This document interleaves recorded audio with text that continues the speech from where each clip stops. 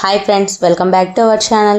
Friends, Vinayaka Chavithi వస్తుంది కదా. ఈ వినాయక చవితికి ఎకో ఫ్రెండ్లీ వినాయకుని పూజిద్దాం, పర్యావరణాన్ని పరిరక్షించుకుందాం. పర్యావరణాన్ని పరిరక్షించడంలో నా వంతు కృషిగా చిన్న ప్రయత్నమే పసుపు గణపతిని చేయడం. మరి ఈ వీడియోలో పసుపు గణపతిని చాలా అందంగా ఈజీగా ఎలా తయారు చేయాలో చూపిస్తానండి.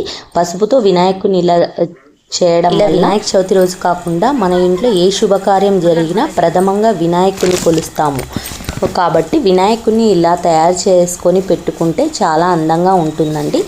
ఫస్ట్ వినాయకుని పిండి ముద్దను తయారు చేయడానికి ఒక బౌల్ తీసుకోవాలండి. ఒక కప్పు పసుపుని తీసుకోవాలండి. పసుపును ఒకటే తీసుకోవడం వల్ల మనకి పగుళ్ళు ఏర్పడతాయండి.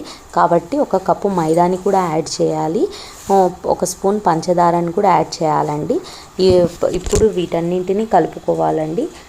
మొత్తం ఇంగ్రీడియంట్స్ మొత్తం కలిపేసుకోవాలి. మనం ముందుగా కలుపుకోవడం వల్ల మొత్తం మిక్స్ అవుతుంది కాబట్టి మనకు బాగా ఉంటుందండి. తర్వాత పచ్చి పాలను కూడా వేసి మనం ముద్దలాగా చేసుకోవాలండి. చపాతి పిండి ముద్దలాగా కలుపుకోవాలండి. కాకపోతే మరీ పల్చగా కాకుండా మరీ గట్టిగా కాకోకుండా చూసుకోవాలండి. ఎందుకంటే మరీ పల్చగా అయిపోవడం వల్ల మనకి వినాయకుని షేప్స్ సరిగ్గా రావండి. మనకు కొంచెం అంత గట్టిగా ఉండకూడదు, అంత పల్చగా ఉండకూడదండి. చూసుకొని మనం కన్సిస్టెన్సీ చూసుకొని చేసుకోవాలండి. వినాయకుని షేప్స్ బాగా రావాలంటే కొంచెం చూసుకొని కలుపుకుంటే చాలా మంచిదండి.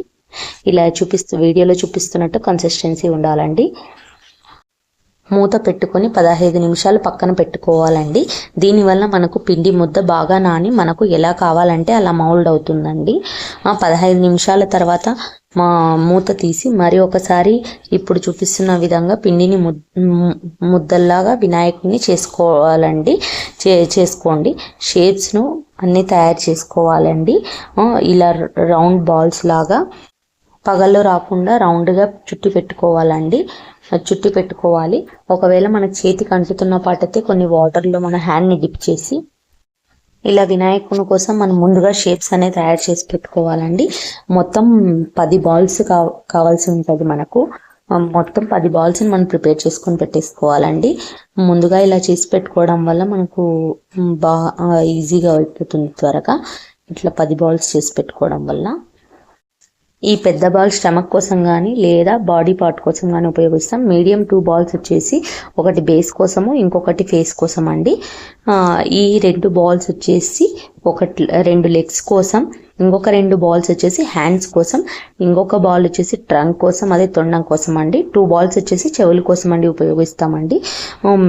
మీడియం సైజు బాల్ని తీసుకొని మనం ముందు ఇలా ప్రెస్ చేసేసుకోవాలండి. ప్రెస్ చేసేసుకొని రౌండ్ బాల్ని తీసుకొని దాన్ని అలాగే ఉంచుకుంటే నీట్గా కనిపించదు కాబట్టి కొంచెం షేప్ చేద్దామండి. షేప్ మధ్యలో ప్రెస్ చేద్దాము. దీనిని బేస్ మీద పెట్టకోకుండా మధ్యలోకి కాకుండా చివరికి పెట్టుకున్నామండి. బ్యాక్ సైడ్ అంతా ఫిల్ చేసుకున్నామండి. కదలకుండా బ్రేక్ కాకుండా ఉంటుందండి. మధ్యలో వాటర్ని డిప్ చేసుకుంటా మనము చేసేసుకోవాలండి. లెగ్స్ కోసం 2 రౌండ్ బాల్స్ని, హ్యాండ్స్ కోసం 2 బాల్స్ని తీసుకోవాలండి. హ్యాండ్స్ కోసం వి షేప్లో మనం కొద్దిగా బెండ్ చేద్దామండి. హ్యాండ్స్ కోసం, లెగ్స్ కోసం బొటన వేలుతో కొద్దిగా ప్రెస్ చేసుకుందామండి. నాయకుడి దానికి కొద్దిగా వెనక్కి బెండ్ చేసేసి వాటర్ తోటి వెనకాల ఊడిపోకోకుండా మనం అతికి పెట్టాలండి. డిప్ చేస్తాకు వాటర్ని ఫిల్ చేయాలి. ఇలాగా వీడియోలో చూపిస్తున్నట్టుగా మీరు అతికి చేసేసేయండి వినాయకుడికి. లెగ్స్ని కొంచెం అడ్జస్ట్ చేసుకోవాలండి. తర్వాత వి షేప్లో చేసుకున్నటువంటి హ్యాండ్స్ని కూడా అతికి పెట్టాలండి. వెనకల బ్యాక్ సైడ్ కూడా ఊడిపోకోకుండా మనము నీట్గా అతికించేయాలండి. ఒక హ్యాండ్కి ఏమో అభయహస్తం ఇస్తున్నట్టుగా మనము ఇచ్చేయాలి. ఇంకొక హ్యాండ్ వచ్చేసి ఇలా మనం బొటన వేలుతోటి ప్రెస్ చేసేసుకోవాలండి. ప్రెస్ చేసుకొని చేసేసుకుంటే సరిపోయి చేయాలండి. ఇలాగా మీడియం సైజు బాల్ని ఇంకొకటి మిగిలింది కదా, దానిని తీసుకొని హెడ్ లాగా అతికిచ్చేసుకోవాలండి. బ్యాక్ సైడ్ ఇలా ఫిల్ చేసుకోవాలి, కదలకుండా ఉంటుందండి. ఇప్పుడు వినాయకునికి తొండం చేసుకోవాలండి. ఒక బాల్ని ఇలా ప్రెస్ చేసి కోన్ షేప్లో చేసుకోవాలండి.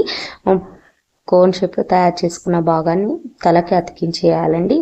వినాయకుని తొండం రెడీ అవుతుంది. ఇప్పుడు ఈ తొండాన్ని ఉండ్రాయి ఉన్న వైపున బెండ్ చేసి పెట్టుకోవాలండి. ఇప్పుడు చెవుల కోసం తయారు చేసుకున్నటువంటి బాల్స్ని తీసుకోవాలండి. బాల్ ప్రెస్ చేసి 2 చెవులు రెడీ అయిపోతాయండి. ఇలా 2 తయారు చేసుకొని వినాయకునికి అతికించేసుకోవాలండి. 2 చెవులని వాటర్ తోటి మనం ఇది చేసేసి అతికిస్తాయండి. కళ్ళ కోసం నేను మిరియాలు వాడుతున్నానండి. మిరియాలను తీసుకొని కళ్ళలాగా ఉపయోగిస్తున్నాను వినాయకుడికి. ఎలాంటి టూల్స్ వాడట్లేదండి, ఎందుకంటే అందరి దగ్గర టూల్స్ అందుబాటులో ఉండవు కదా. చిన్న పేపర్ని తీసుకొని దీనితో డిజైన్ చేసుకుందామండి. నామాలుగా పెట్టుకుంటామండి. తొండం దగ్గర ఇలా డిజైన్ చేసుకుంటే బాగా కనిపిస్తుందండి మనకు వినాయకుడు. కొద్దిగా ఇలా తయారు చేసి పెట్టేసుకోవాలండి వినాయకునికి. పేపర్ తోటి మనము తొండాన్ని లైన్స్ పెట్టేసుకుంటున్నామండి. ఇప్పుడు దంతాల కోసం టూత్ పిక్ని తీసుకుంటున్నానండి. ఒక దంతము విరిగినట్టు ఉంటుంది కదా అండి, ఒకదాన్ని కట్ చేసుకొని వినాయకుడికి పెట్టుకుందామండి. ఇప్పుడు బేస్ రెడీ అయిపోయిందండి. ఇంకా పిండి ముద్ద తీసుకొని కిరీటాన్ని చేసేసుకున్నామండి. ఇంకా కిరీటాన్ని చేసేసుకుందామండి. కొద్దిగా వాటర్ ఇచ్చేసేసి అతికి కిరీటం అతికిచ్చేస్తే అతికిపోతుందండి. ఇలా 3 స్టెప్పులుగా పెట్టేసుకొని కిరీటం దానిపై 3 పొరల దారం తీసుకోవాలండి. జంజాన్ని తయారు చేసుకోవాలి. 3 పొరల దారం తీసుకొనేసి వినాయకునికి జంజం వేసేసుకుందామండి. తొండం కింద నుంచి చెవి వెనకల భాగం నుంచి తీసేసుకొని 3 పొరల దారంతో జంజాన్ని రెడీ చేసేసుకుంటున్నానండి వినాయకుడికి. ఇలా వినాయకుడికి జంజం వేసేసుకున్నానండి. జంజం వేసుకున్న తర్వాత ఇప్పుడు మనము బొట్టు పెట్టాలండి. బొట్టు కోసం నేను వైట్ కలర్స్ యూజ్ చేస్తున్నానండి.